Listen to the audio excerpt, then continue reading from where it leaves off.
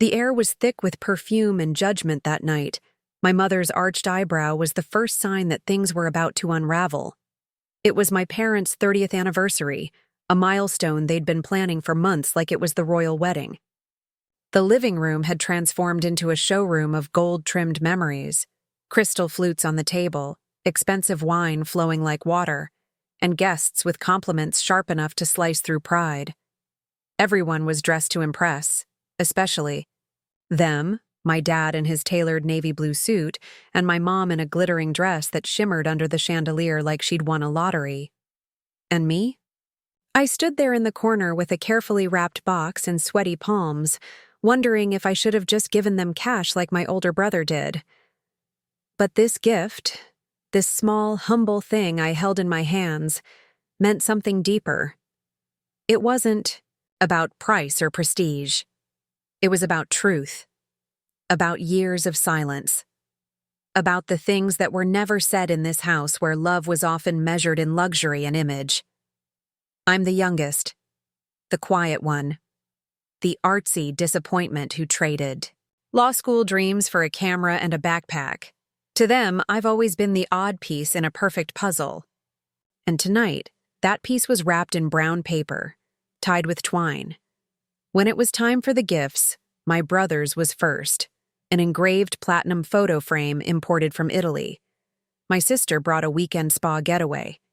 Everyone clapped. Then, awkwardly, the attention turned to me. My mother's smile froze the moment she saw the box. "You didn't even use real wrapping paper?" she asked, laughing lightly as if trying to mask the jab. My father chuckled. "Let's see what our little filmmaker has brought." They opened it. The room fell silent. In that moment, something changed, not just in their expressions, but in the air itself. And what followed? Well, that's when everything they thought they knew about me, about us, began to crack wide open. My father held the envelope between two fingers like it might smudge him.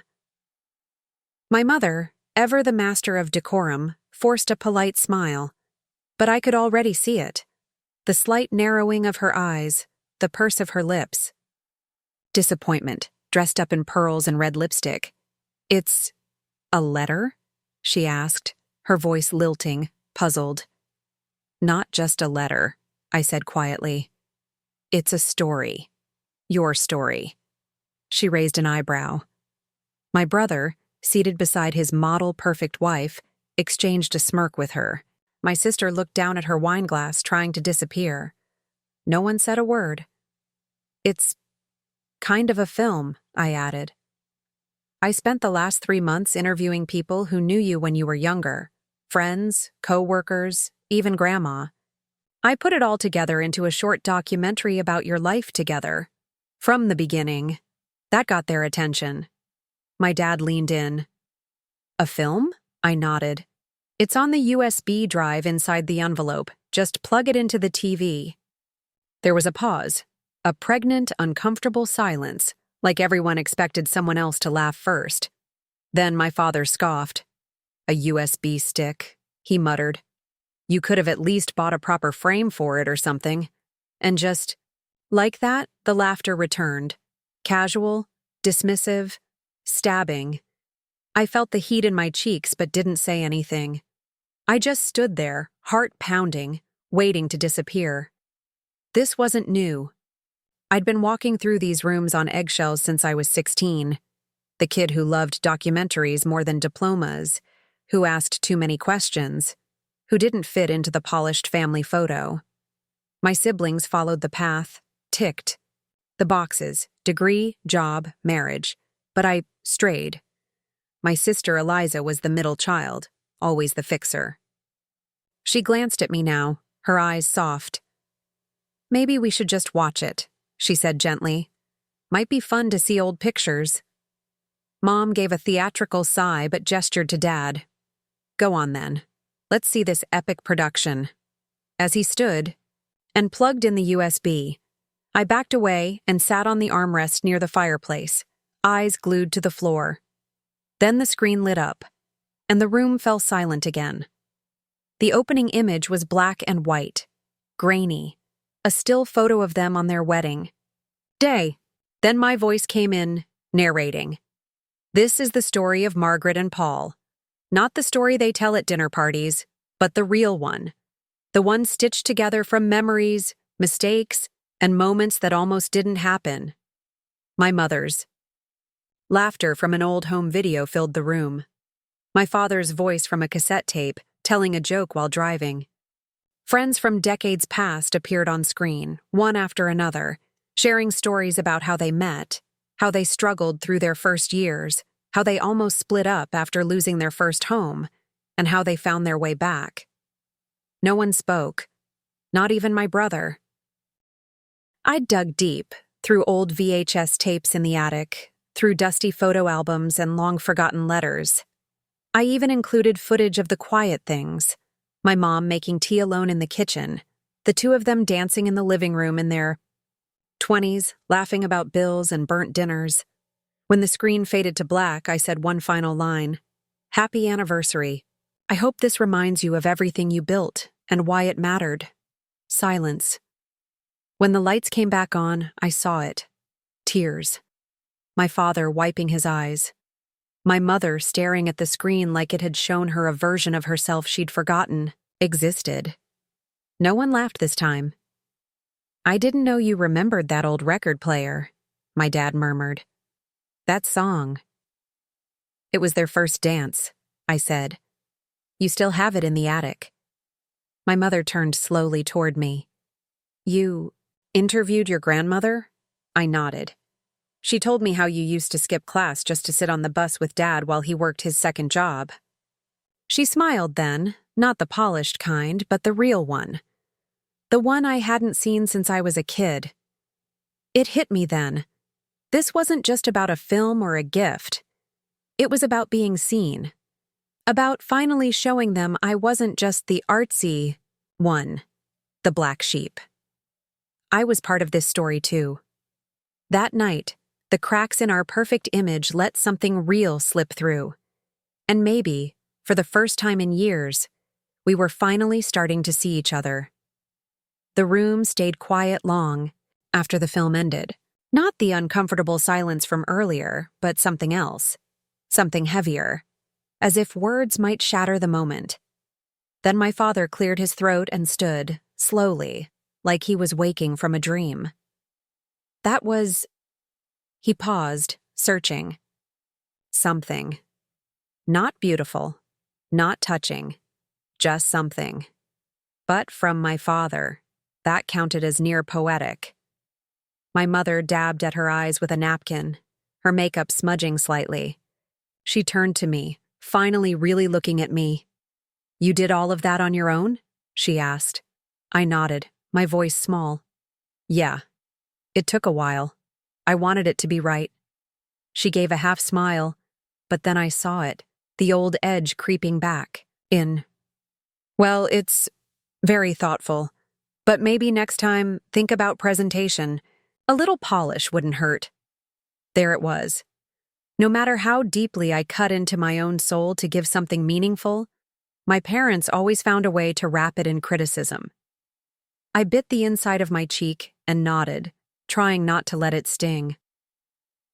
Later, that night, after the guests had left and the living room was dimly lit with the soft golden glow of leftover candles, Eliza found me on the back porch.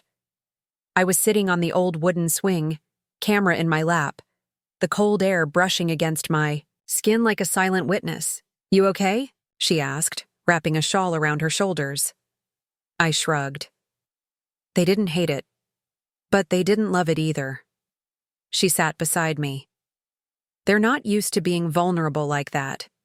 You peeled away the layers, and I think it scared them. I didn't mean to expose them, I said defensively. I just wanted them to see how beautiful their story was. Even the messy parts.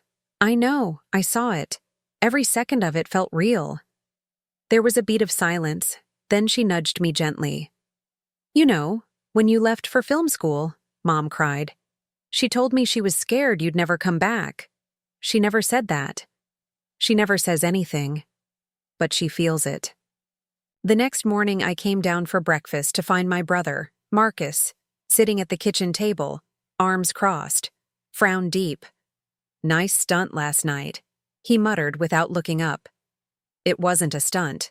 Sure looked like one. You always gotta be different, huh? Gotta make it emotional, gotta make it deep. Always you in the spotlight somehow." I narrowed my eyes. "I didn't do it for attention. I did it for them." He scoffed. "You couldn't just give them a normal gift, could you? Something they could show off to their friends without needing a whole explanation." I felt the words boil up in my throat. "Not everything has to be flashy, Marcus. You handed them $1,000 frame with no photo in it. I gave them their memories back." He stood up abruptly, towering over me. "Yeah? And maybe they didn't want to remember everything." That stopped me. He stormed out of the kitchen, leaving a trail of bitterness behind. My hands were trembling. I spent the next few days in a strange limbo. My parents were polite, even warm at times, but I could feel it. Something had shifted. They didn't quite know how to talk to me anymore. Then, one afternoon, I heard the faint sound of my video playing again from the living room. I peeked around the corner. My mother was sitting there alone watching it. Her hands were clasped tightly, her face unreadable. But her eyes were wet. She didn't notice me, and I didn't interrupt. That night, she called me into the study. It felt formal, like being summoned. "Sit," she said, gesturing to the armchair across from her. I sat. "You remember Mrs. Holbrook? My old boss." "Yeah. She was in the film. She talked about how you handled that hostile client on your own." My mother nodded. "She called me today. Said someone at her firm saw the video, that it moved them. They want to show it at a women's leadership event next month." My heart skipped. "Really?" She asked me who made it. I told her it was my son. Her voice wavered slightly. "She said you have talent, that your storytelling has heart." For a moment, I let myself feel pride bloom in my chest. But then she added, "She also asked why you're not doing something more stable. Why you're not applying that skill in a corporate environment." And there it was again. The condition. The quiet, "You're still not enough." "I'm building something," I said, trying to keep my voice steady. "It's just not the kind of success you're used to." She looked at me long and hard. "You think you know everything, but life isn't made of feelings and footage. You'll understand one day when the world stops clapping and you need something solid to stand." I stood. Maybe. But at least I'll know I stood on my own. The next few weeks were a blur. I returned to my small apartment downtown and threw myself into editing a new project, a short film about generational silence, and the words left unsaid. Guess where the inspiration came from? But things didn't stay quiet for long. One evening, I got a call from Eliza. "You need to come home," she said. "Why? What happened?" "It's Dad. He collapsed at work. He's okay, but they found something. In his scans." My stomach dropped. At the hospital, I saw my father hooked up to machines, pale and quiet in a way I'd never seen him. My mother was by his side, her hand wrapped around his with a desperation that didn't match her usual poise. When I walked in, she looked up. And this time, there was no judgment in her eyes, just fear. Raw and open. Later in the hallway, she pulled me aside. "Your father wants to see that video again," he said. "He wants to remember the good parts." My throat tightened. I nodded. And, as I sat beside him, laptop on my lap, video cued and ready, he turned to me and said something I'd waited my whole life to hear. "I didn't know you saw all that. I thought you were always somewhere else. But you were watching. You saw us." I blinked hard, willing my voice to stay even. "I've always seen you. You just never saw me." He reached out, his hand rough and shaking, and placed it on mine. I'm sorry for that. That night, we watched the film again together. This time, not as strangers standing across the chasm of unmet expectations, but as family, flawed, afraid, and finally, honest. The conflict wasn't over. The years of distance and misunderstanding wouldn't vanish in one sitting, but the walls were cracking. And through those cracks, something new was growing. Recognition, redemption, love, unpolished, unwrapped, but real. And sometimes, that is the most powerful story of all. Do you regret it? I asked him, my voice barely more than a whisper. The hospital room was still, the only sounds the beeping monitor and the soft hum of machines. My father stared out the window, eyes distant, like he was reaching into the past. Regret what? He asked after a long pause. Everything. The years. You spent chasing success. The way you shut the rest of us out. His jaw tightened, but he didn't look at me. I did what I had to do. I built this family. But we never asked for perfection. We just wanted you. That's when he turned to me. There was no anger in his face, just exhaustion, vulnerability. You think I didn't want to be there? That I didn't want to laugh with you, or hear about your films, or tell you I was proud? I didn't know how. I grew up in a house where no one said I love you unless someone was dying. I felt my chest tighten. I suddenly saw not just my father, but the boy he used to be, raised on silence, on sacrifice, on showing love through bills paid and promises kept, not words. I never wanted to be like that, he continued, voice cracking. But life doesn't give you a manual. I tried to protect you the only way I knew how, by keeping the world away, by keeping me away. A long silence passed between us, heavy with all the things we'd never said. Then I reached into my bag and pulled out a small envelope. Handwritten, no ribbon, no fancy seal. What's this? He asked. Another gift, I said. Late, but honest. Inside was a letter. Raw, unfiltered. It was everything I'd never had the courage to say to him growing up. How I used to stand outside his office, hoping he'd notice me sketching storyboards. How I stopped bringing my camera to family dinners because I was afraid it made me a disappointment. How I forgave him anyway. He unfolded it with shaking hands and read it silently. With each line, I saw something shift in his face, walls collapsing, wounds surfacing. When he finished, he didn't speak. He just reached out and pulled me into the first real hug we'd shared in years. Not the stiff kind. Not the polite kind. The kind that says, I see you. I'm sorry. I love you. My mother stood in the doorway, watching, crying, and for once, no one cared about how it looked. No polish, no perfection, just people, trying. It was in that moment, raw, imperfect, completely unscripted, that I realized this was the real story. Not the curated moments or edited highlights, but this, the messy, beautiful, human truth. And after a lifetime of silence, our story was finally speaking for itself. The days that followed moved slower, softer. My father stayed in the hospital for another week, undergoing tests and treatment. But something in him had already shifted. Something in all of us had. He smiled more, talked more, asked questions about my projects with genuine curiosity instead of polite dismissal. When he held my hand now, it wasn't out of obligation. It was connection. Something we'd been starving for, without even knowing how hungry we were. At home, my mother was quieter, thoughtful. One morning, as I was making coffee, she entered the kitchen and stood there watching me. I saw your notebooks, she said. I turned, surprised. What notebooks? The ones in your old room. The storyboards. The sketches. Notes about our family.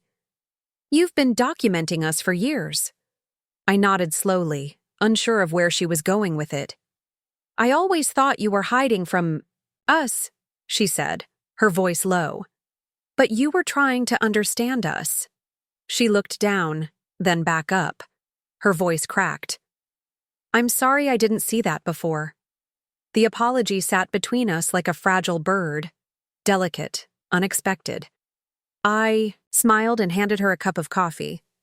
It's okay, I said. We're seeing each other now. A week later, I got an email.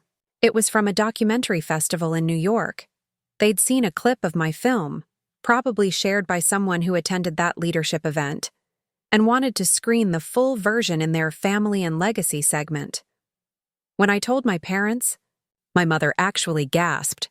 New York? My father beamed. You see, Margaret? He is going places, and he's taking us with him. We all laughed, but this time it wasn't hollow. It was warm.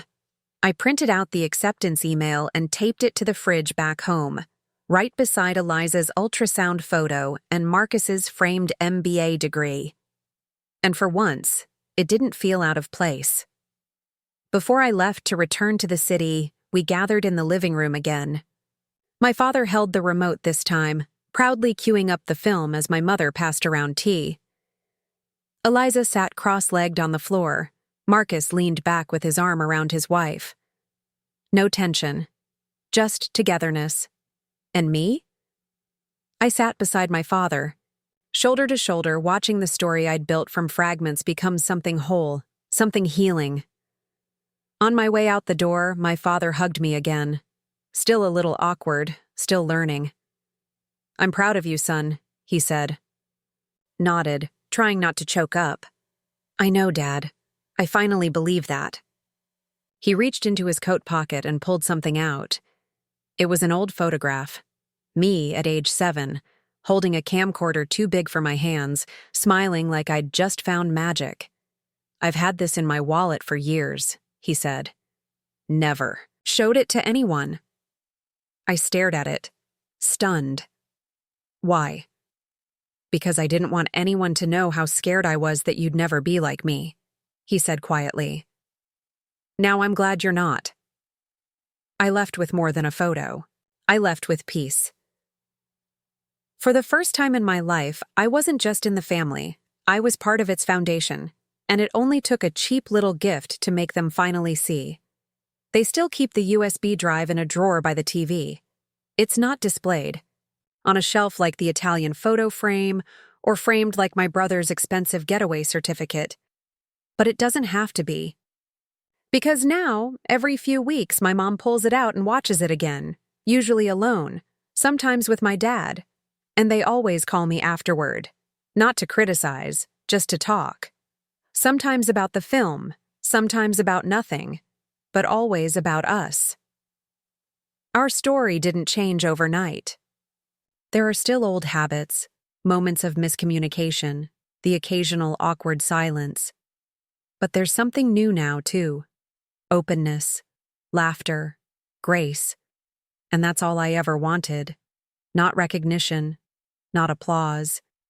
Just to be seen, to be understood, to remind them, and maybe myself, that love isn't made in grand gestures or pricey gifts. It's in the quiet work of remembering, of honoring the messy moments, of choosing to look at someone and say, I still see the beauty in who you are. So if you ask me what I gave my parents for their 30th anniversary, I'll say this. I gave them their story back, and in doing so, I finally found my place inside it. Not the perfect son, just the real one.